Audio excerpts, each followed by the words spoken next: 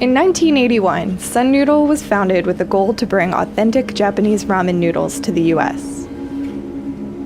A single family, an obsession with ingredients, an eye for details. This is what made Sun Noodle the leader in its industry.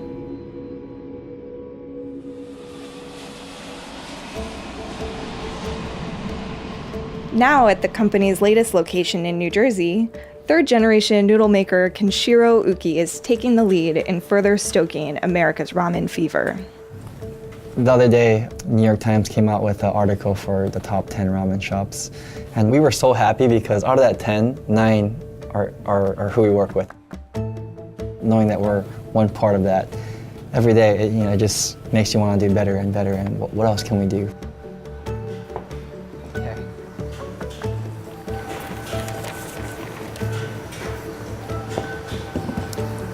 Every day, we have Pacheco and Adrian here who will measure each ingredient by hand and prepare it for the batch to be mixed. And so, besides just wheat flour and water, salt, and kansi, we will add perhaps stuff like vital wheat gluten for chewiness, egg white for much firmer texture, vitamin B2, which is a natural coloring.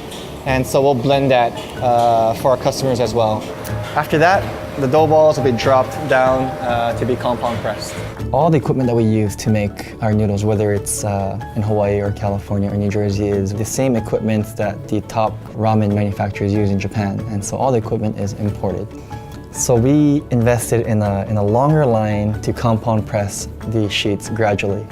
And our goal is really not to press it more than 30%, so we don't stress the already built gluten. Once we get our desired thickness, we'll cut it with, it's like a noodle cutter, and those will be split into different thicknesses. Whether it's wavy or straight, it's just by adding a certain silicone rubber. And from there, we will package it according to how the customer wants it, the portion size, whether it's bulk or individual.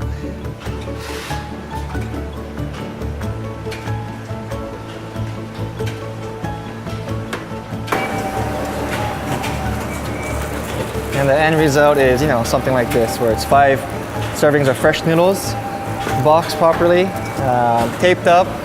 We'll age it for about, a day, and then send it out to our customers.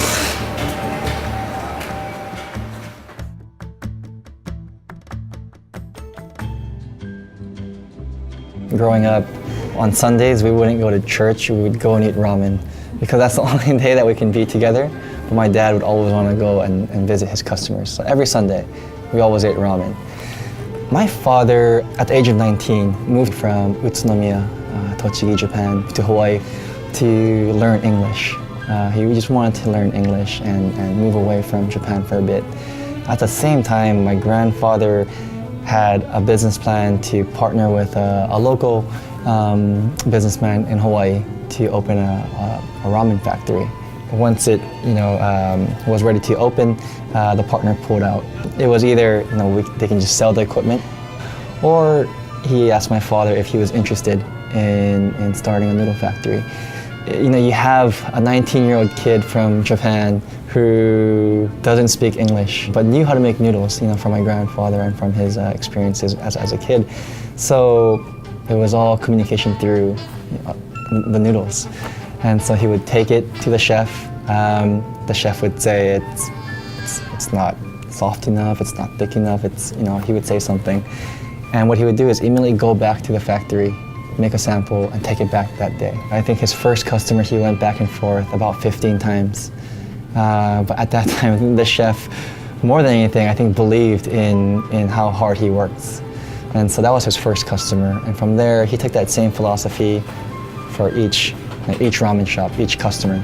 Our company has been in business for 32 years, and from the very first day, that was really what my father had imagined or had believed in.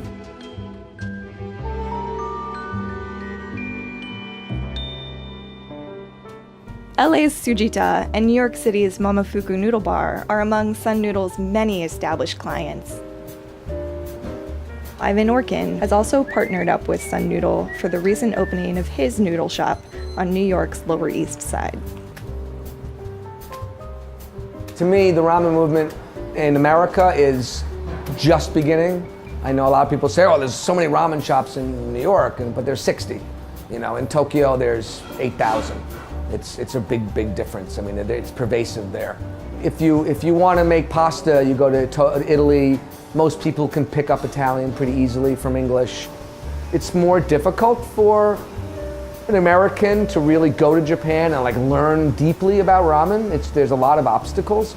The reason Ivan Ramen is where it's in a way is because my ability I see both sides very seamlessly. I speak both languages, I understand both cultures, and I step back and forth between both worlds very easily.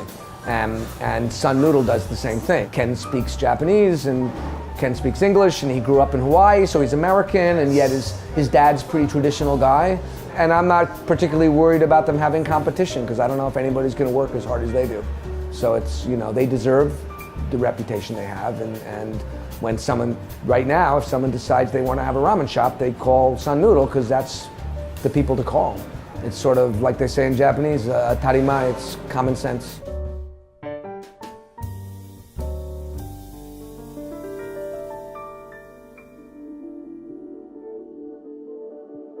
Today, Kenshiro has a new mission for Sun Noodle: to educate American diners about craft ramen and inspire its further evolution. If Sun Noodle has its way, someday each American region will have its own ramen specialty.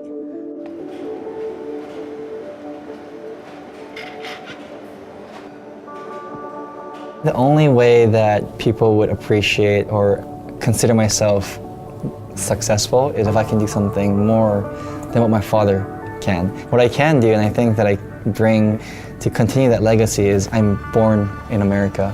So what I can do that perhaps he couldn't do is how can we convey that craft ramen again to Americans, not Japanese, but to the US. Supporting the local farmers and using local ingredients to make craft ramen localized is really what I want to try to attain before I retire. So if we can get there, that's the true meaning of ramen. So.